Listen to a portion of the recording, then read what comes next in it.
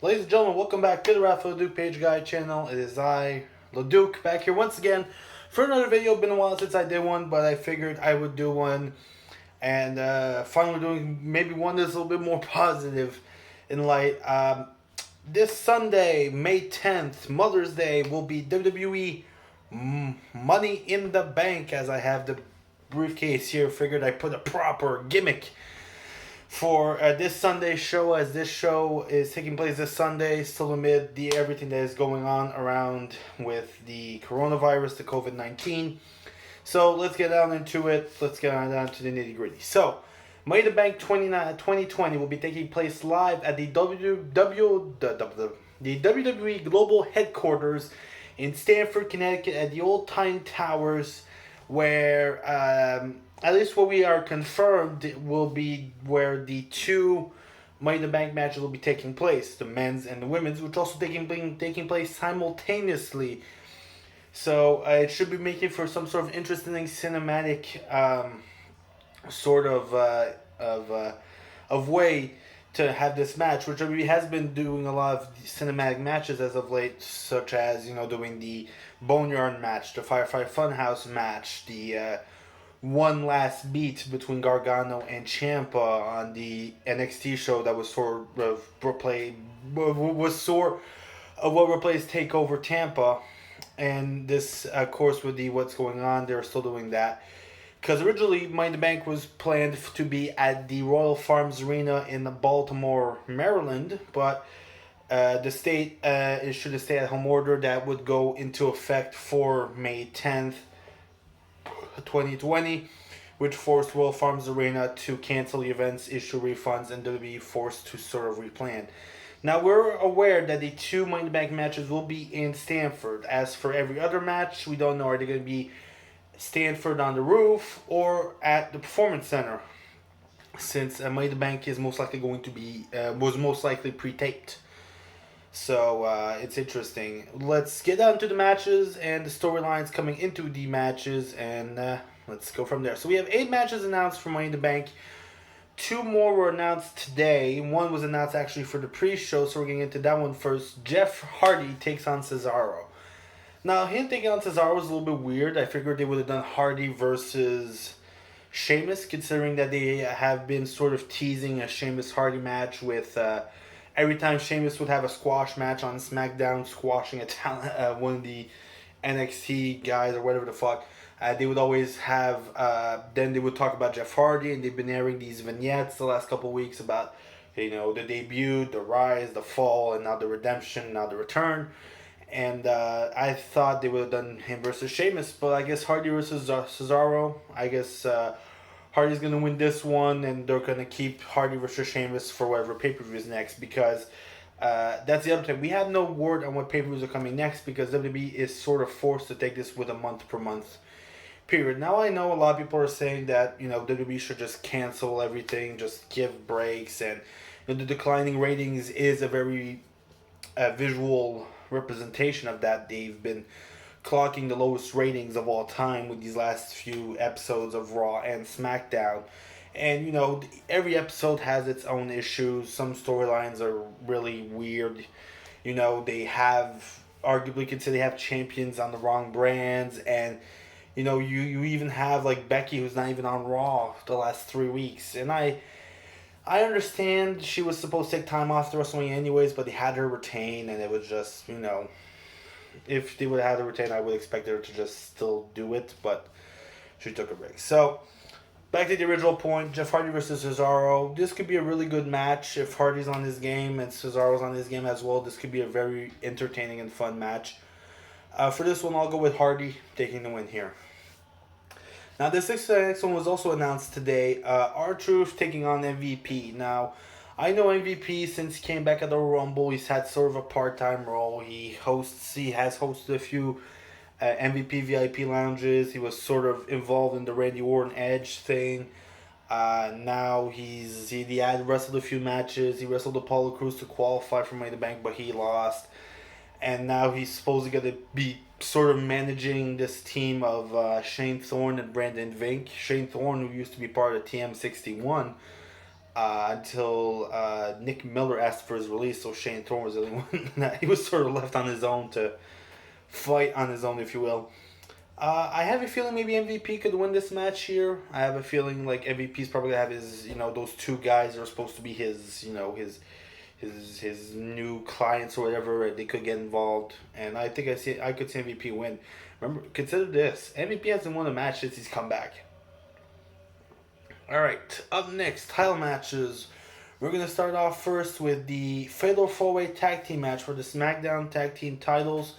The New Day will defend against Miz and Morrison, the Forgotten Sons, and Lucha House Party. Now, for those wondering why Lucha House Party are suddenly tag team contenders, the Usos, one of the Usos, I believe it was Jimmy, suffered a knee injury during the ladder match at WrestleMania 36, which will put the Usos off TV for a few months, considering why the Lucha House Party has sort of become a contender. But I feel like Lucha House Party, this match will be the ones that take the pin. I feel like New Day's going to retain, considering they won the belt like the Friday after WrestleMania or 2 weeks after that or whatever.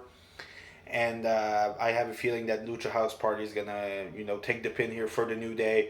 It saves Miz and Morrison for something else, and it saves the Forgotten Sons for hopefully a one-on-one match with the New Day further on, and maybe what could be like a flavor of the month sort of match or something like that. So I believe New Day retains here by pinning Lucha House Party. The only women's match on the card for this Sunday, as Bayley will be defending her SmackDown Women's title against Tamina. Now, Tamina came back heading into WrestleMania as it was planned supposedly that WWE would have Bayley defend in a multi-person match where they were going to do Bayley versus Sasha, but they were going to have both of them sort of compete to keep the teasing of the storyline going on. And Bayley retained, and the first was a 6-pack challenge. Rumors were saying Carmella and Mandy would be in it, but then it was like Dana and Tamina and Naomi, Lacey, Sasha, Bayley. Then Dana got taken out because she was put in quarantine, so it was a five. I think they call it like a fatal 5-way. And Tamina was the first woman eliminated, but she dominated a good part of the match, and I guess they're sort of playing off that. Also considering that when Tamina was eliminated, it took all 3 women to eliminate her. It took Naomi, Lacey, Bayley, and Sasha, all 4. So now they're sort of playing off that like, it took 4 women to beat me, and Bayley can't beat me on her own, and blah, blah, blah. I think Bayley retains here easily. I don't see Tamina winning. I know a lot of people are happy that Tamina's getting her 15 minutes of fame. I think she's only getting this because of the situation that we're in. And I don't see anything really good happening for Tamina after this. I think Bayley and Tamina, they're going to have their match, and that's it. Like, Bayley's going to retain, more than likely with help from Sasha Banks. And then they're going to have Tamina move on to something else. Tamina's still somewhere between her, so I could see maybe Tamina feuding with, like, Lacey Evans, who they keep trying to push as this babyface, and it's just ain't working for me. It's whatever. Anyways, Bayley retains. So, up next, the WWE Championship will be on the line as Drew McIntyre takes on Seth Rollins. Now, I know a lot of criticism has come towards this match because Seth Rollins is coming off a loss at WrestleMania against Kevin Owens, and a lot of people think, why is Seth getting the shot when he lost? Now, Seth and Drew, the thing is that they both have had like sort of the same story the last, like, from January to like now. Last year, Rollins won the Rumble, became this babyface who promised he was going to dethrone the Beast and give everyone the full-time champion they deserve. Rollins would beat Brock Lesnar and become champion, and he would, have the whole "you deserve it" sort of treatment.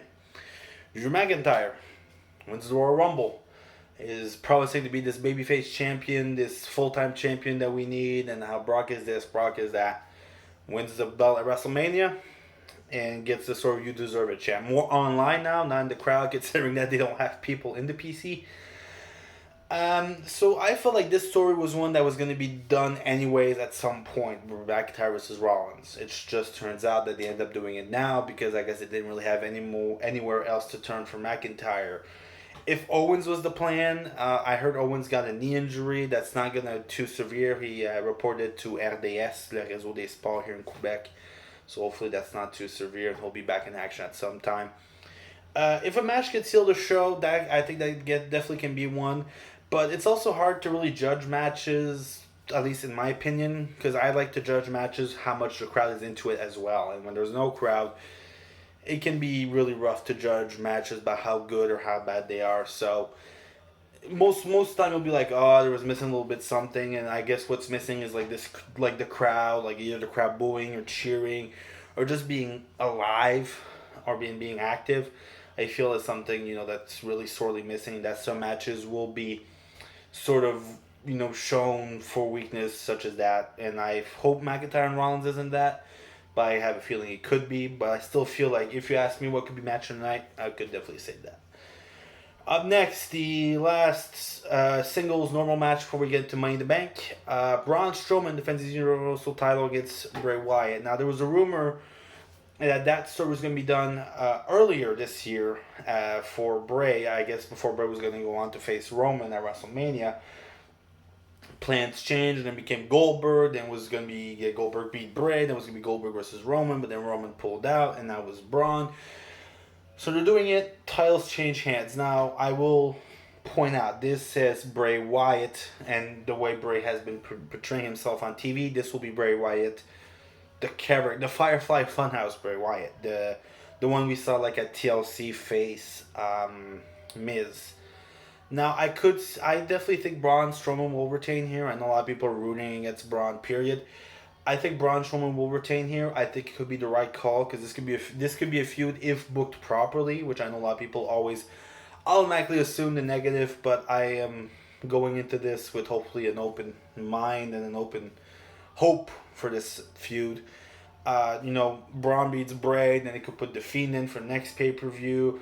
And I think if done correctly, this could be a feud that stretches all the way into SummerSlam. I have a feeling also this feud could stretch until Roman is ready to come back. And when Roman comes back, he's going to come in and take that belt because he's the big dog. So, yeah, I think Braun Strowman retains here. Alright, so the Money in the Bank ladder matches, of course, taking place at Tyne Tower. The rules of the Money in the Bank ladder match for this year, the climb the corporate ladder, are simple. Superstars will start on the bottom floor of Tyne Tower in Stamford, Connecticut. They will have to fight their way to the top floor, where there will be a ring, ladders, and both briefcases hanging on top of the ring. Now, of course, it was confirmed on SmackDown 2 weeks ago that these matches will be taking place at the same time. So let's cover the women's match first. You have Asuka, the Queen of Spades, Shayna Baszler, the Irresistible Injury Machine, Nia Jax, the upstart Dana Brooke, the former Marine Lacey Evans, and Mella is Money Miss Carmella, who's been doing very good impressions on her Instagram account. So out of these three, if I had to pick the worst case scenario, I'd pick Nia Jax. Now, I know a lot of people think Nia Jax is going to win because, if they're going to have someone beat Becky for the belt, it's more than likely going to be whoever wins this match. And Nia winning would be interesting because it would be someone that Becky technically has never beat one-on-one, which is true. They have had one time where Becky did beat Nia, but it was like at Survivor Series 2016. In the Raw vs. SmackDown women's match, Becky made Nia tap out. I think best case scenario for me would be an Asuka or Shayna Baszler. I have a feeling it's gonna be Shayna. I think Shayna's just gonna be ruthless and is gonna tear for everyone. She's gonna win that briefcase, and when she cashes in, she's just gonna beat the living hell out of Becky. When she cashes in, I have a feeling that's what she's gonna do. And then Shayna will most likely defend against Asuka or Nia or Natty or Liv Morgan heading towards further on. Now, if I would have to make a case for women, I'd say Asuka, again, her history with Becky. It would be something, sort of something for her to do now that she's lost the tag belt, and Kyrie's like here and there once in a while. Shayna, of course, she lost at Mania. It would be a good way for her to rebound to win the briefcase. Nia, again, if she would win the briefcase, cashing on Becky, it would be a woman that Becky hasn't beat. Now, I don't understand. From what commentators have said, depending on what brand you are, if you win the briefcase, it's a title shot for that title. I remember back in the day, like last year, Brock was for either title. So I wonder if that's gonna be the case as well. Then if it's from someone from SmackDown, that could make things interesting. I don't. I guess the case for Dana Brooke would be sort of to reward her for her hard work. She is working a little bit hard. She is getting somewhat better. Lacey would be a way to sort of give her another push, but it would be weird having that baby face being Miss Money in the Bank. Carmella, I think Carmella's due for a heel turn, so her winning that, I wouldn't be surprised, and maybe cashing in as a heel as well on Becky could be an interesting thing. And the Carmella Becky feud is something that we really hadn't have a good feud for before. So, yeah, right. So my pick is Shayna Baszler. My money pick is Shayna Baszler. My dark horse, I'd go with Carmella. I think my dark horse would be Carmella. All right. The men's Money in the Bank ladder match. Daniel Bryan, the Master of the 619, Rey Mysterio, Aleister Black, King King Corbin, Otis, and the phenomenal, officially unburied AJ Styles. Now, a lot of people are saying that, considering he won the Gauntlet match last Monday and he just came back, AJ Styles could be the easy pick to win this match, and I would agree. He is my pick. I pick AJ Styles to win this match. Now, if you had me putting money on it, I would say probably Aleister Black. I have a feeling that they're building Black up as well, and I could see them putting the briefcase on Black, so he could maybe cash in on a Strowman or maybe even a Drew. It could make sense. My dark horse pick, I would go with Rey Mysterio. I think he could. I could see him maybe winning. Worst case scenario is King Corbin. He already has a King of the Ring gimmick. Don't give him the Money in the Bank gimmick. The last time he did, it was horrible. So don't do it again. You've done that mistake of trying to push him, trying to make him feel like a star and like, oh, he's gonna be a future star, and then he acted like a dick on social media to veterans, and Cena came back to just kick his ass and ruin his cash in. So it's whatever. But if I was gonna make a case, Bryan. Maybe another one final push towards that title. Ray as well. Alistair, I feel like it could be something interesting for him. Alistair's a character that I think that could turn heel on a dime. So him cashing on Drew from behind could be something that I could see very plausible. King Corbin, he's technically only the one of only two heels in this match. Otis, I see no case for him to win. I think he's just in here because of the Mandy and Dolph and Sonya and whatever storyline that they're doing. I don't think he's going to win. And Styles, I feel like, he's already such a big star. He's a heel. I also feel like, since he released both of his buddies, Gallows and Anderson, I feel like giving him the Money in the Bank briefcase would still make him a threat. Because Styles on his own as a heel, when he's a threat, he's like, but... you give him something that he has leverage over. Oh, because a guy like Styles against McIntyre, of course, Styles has maybe the skills and experience advantage over McIntyre. McIntyre's bigger. If you give Styles the briefcase, well, then Styles has that to say, I can cash in at any time, and it can be anywhere, and it can be after you're done with a match or whatever. So, I think Styles is gonna win. I think Shayna's gonna win. I know that sometimes they do this where they give one briefcase to Raw, one briefcase to SmackDown. Last year, Raw had the men, SmackDown was the women. I think the year before, Alexa was on Raw, she won the women. The men was Braun, who was on Raw as well. So we already had both brands win. So my point is sort of mute. I know last year they sort of did both. The thing is, this year if you give one the women, SmackDown Women's the briefcase, like I said, they should cash in on Becky. And I could see either champion like Braun or Drew getting challenged by whoever wins Money in the Bank. So that would sort of, decides itself. So to recap, Jeff Hardy, Miss Money in the Bank will be Shayna Baszler. Mr. Money in the Bank will be AJ Styles. Braun Strowman retains. That feud doesn't end. Bayley retains with help of Tamina as the dysfunctional friendship of Bayley and Sasha continue. Drew McIntyre retains. The New Day retains, and MVP goes over Mr. R-Truth. So that is it for Money in the Bank 2020. I know a lot of people are maybe not going to be watching this because, they're sort of over wrestling, or a lot of people are not watching wrestling this time. which I can definitely understand. I haven't watched an episode of wrestling in a while. I didn't watch Raw on Monday. I didn't watch neither of the Wednesday night shows. I didn't watch SmackDown. The week before, I didn't watch SmackDown. I haven't watched TV, honestly, since Becky has been there, which sort of goes back to my point that I would usually watch WWE when one of my favorite superstars is on there. Because caring for the whole entire product on its own is sort of a hard thing to do, so that's why I sort of more care about certain superstars who I like. I could have watched for Bailey, but Bailey has sort of been, this year with Tamina just ain't it for me. Anyways, make sure to leave a like, make sure to subscribe, make sure to leave your comments down below. I apologize for the long run time. I have been sort of blabbering, but I figured I'd do sort of a general video on Money in the Bank, sort of state of where wrestling is. I will definitely be watching Money in the Bank. I do not know if I'll be doing coverage that same night, since I know after Money in the Bank they are showing The Undertaker The Last Ride Part 1 right after it. And I'll be really more trying to watch that instead of doing a review. So a review could be coming to you either Monday or Sunday late at night. I have a feeling it'll be mostly Monday. So thank you for watching. Have a great time. Stay safe. Happy Mother's Day to, I don't know if any mothers are watching this, but happy Mother's Day tomorrow. Take care of yourselves. And I'm raising one to ya as I wish ya a good evening.